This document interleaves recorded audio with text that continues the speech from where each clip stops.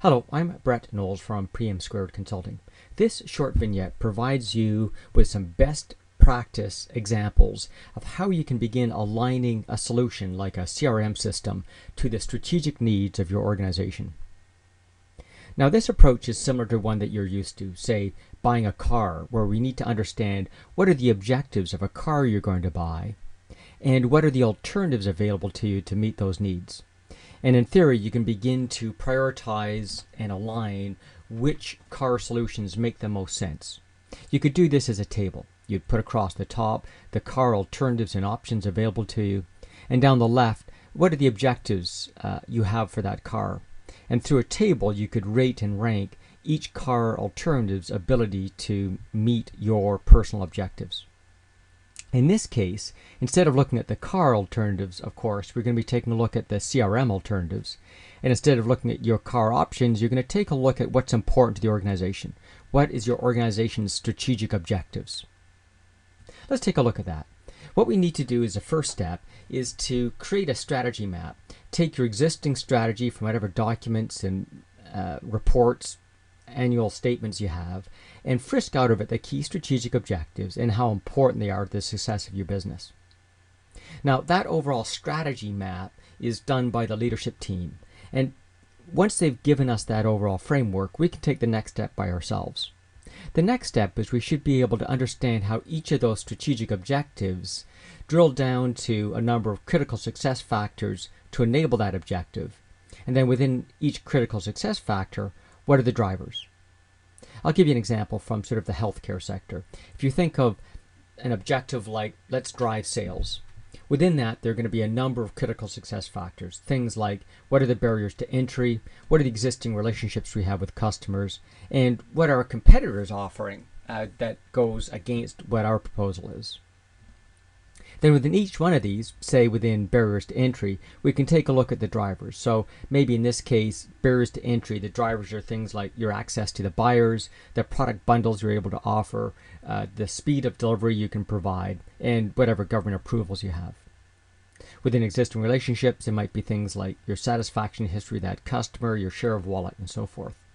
The net is, by using a functional team, we can begin to drill down to what are the critical success factors and drivers to enable the strategic objectives. This becomes important because it's actually the drivers that your CRM system needs to support. Now, a second step to this, to add a little bit more sophistication, is to weight how important each of these are. So, for example, on the strategy map, we might say something like the overall objective of drive sales is 25% of our priority for this year.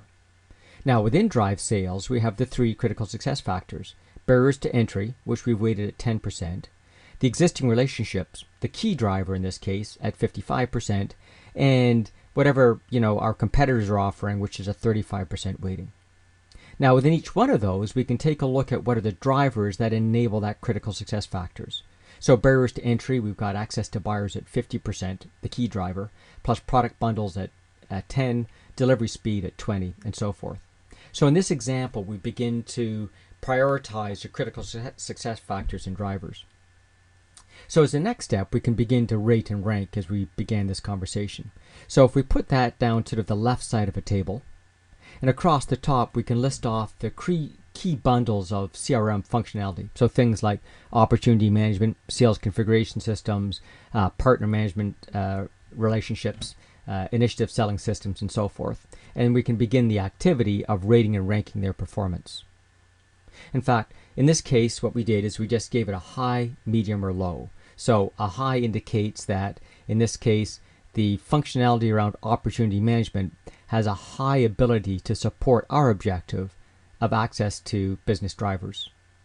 In fact, we can then add up that score and begin providing leadership with some insights as to which chunks of functionality in the CRM system are important to our strategy. So for this client, we saw that there's three that are clearly more important than the rest: campaign management, customer service and support, and field service. That capability is critical inside a CRM solution, which means we probably need a more powerful team to understand the functional requirements, to do the implementation, and so forth. A second group became apparent which were things like sales configuration systems, call management, and analytics. And then finally, of significantly less importance, but we still need to focus on, were things like opportunity management and so forth.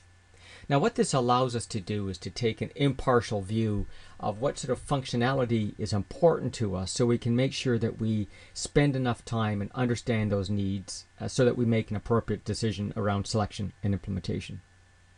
We can take that same table and add it up across to understand what level of support we can expect from a CRM system against our strategic objectives. So in this case, there are 3 critical success factors that we're concerned around drive sales: barriers to entry, existing relationships, and what the competitors are offering. And we can see that within the CRM solution, it's going to be most powerful in supporting our investigations around the existing relationships. The CRM system is going to enable us to get a better handle on existing relationships. Secondly, it's going to help support the critical success factor of understanding the competitor's offering.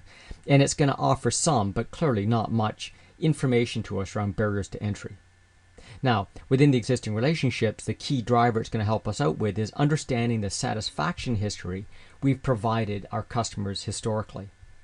The second most important thing CRM is going to help us out with is understanding the quality impact of what we're delivering and how that's going to drive sales. So what this view allows us to do is to begin to validate the level of support CRM is going to provide for us and how it is going to enable our strategy.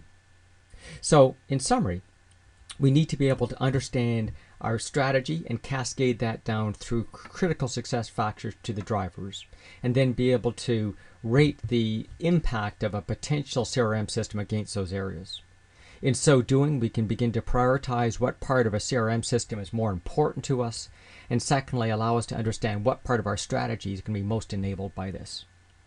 This sort of analysis underpins the system selection and implementation, as well as the team selection and overall prioritization and sequencing of implementation activities. I hope this has been useful to you. If you want to learn more about these methodologies or others, please join us at the Balanced Scorecard Network. Thank you for your time.